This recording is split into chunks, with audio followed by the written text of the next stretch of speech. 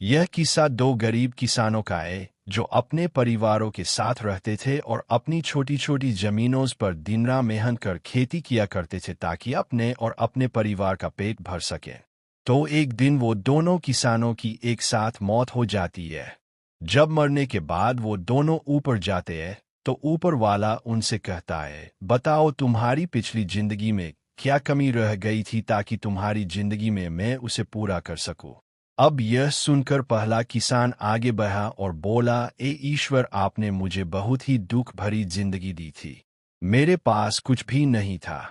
मैं हर दिन बैल की तरह खेतों में मेहनत करता था और जो कमाता था वो बस किसी तरह खाने पीने के लिए ही काफी होता था। मैंने अपनी जिंदगी में कभी अच्छे कपड़े नहीं पहने और ना ही दूसरों की तरह जिंदगी का मजा लिया था। मेरे हाथ हमेशा खाली ही रहे थे। आपने मुझे कैसी जानवरों जैसी जिंदगी दी थी। तो ईश्वर ने उसकी बात सुनी और उससे पूछा, तो अब बता कि तुझे अगले जन्म में क्या चाहिए। किसान ने तुरंत कहा, ईश्वर, मुझे ऐसा बना दो कि मुझे कभी किसी को कुछ देने की जरूरत ना पड़े। मैं बस सबसे लेता ही रहूं। मुझे सिर्फ पाना है, देना नहीं है। ईश्वर ने हामी भरी और कहा, ठीक है, तेरी इच्छा पूरी करता हूं, तू जा। इसके बाद ईश्वर ने दूसरे किसान की तरफ देखा और उससे पूछा, तुम्हारी जिंदगी में क्या कमी रह गई थी, बताओ।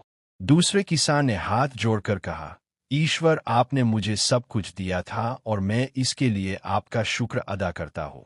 मुझे अच्छा परिवार मिला था, मेहनत करने के लिए जमीन मिली थी और मैं जो भी कमाता था उससे मेरे घर वालों का पेट भर जाता था।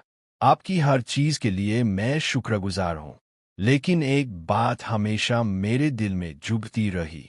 कई बार भूखे प्यासे लोग मेरे दरवाजे पर आते थे। मैं उन्हें पानी तो दे सका लेकिन खाने के लिए कुछ नहीं दे पाता था। वो लोग भूखे ही लौट जाया करते थे और यह अफसोस आज भी मेरे दिल में है। तो ईश्वर ने प्यार से मुस्कुराते हुए पूछा, तो अगले जन्म में तुम्हें क्या चाहिए, बताओ।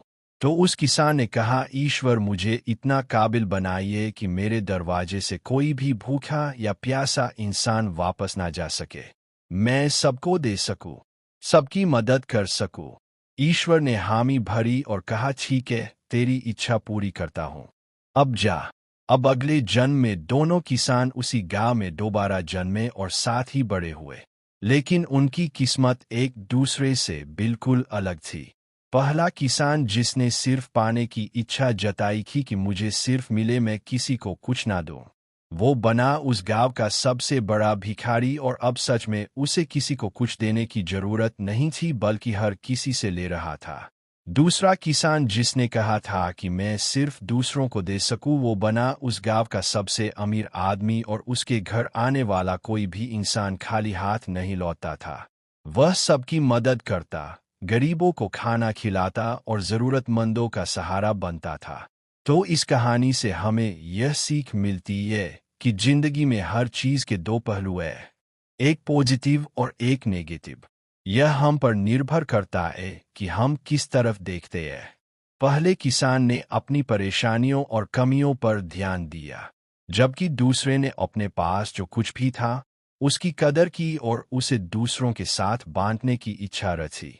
तो हमारे देखने का जो नजरिया है वो बहुत मायने रखता है।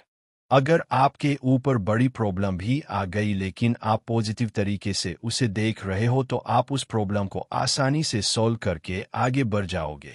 अगर आपको यह कहानी पसंद आई हो तो हमारे चैनल को सब्सक्राइब करना ना भूलें।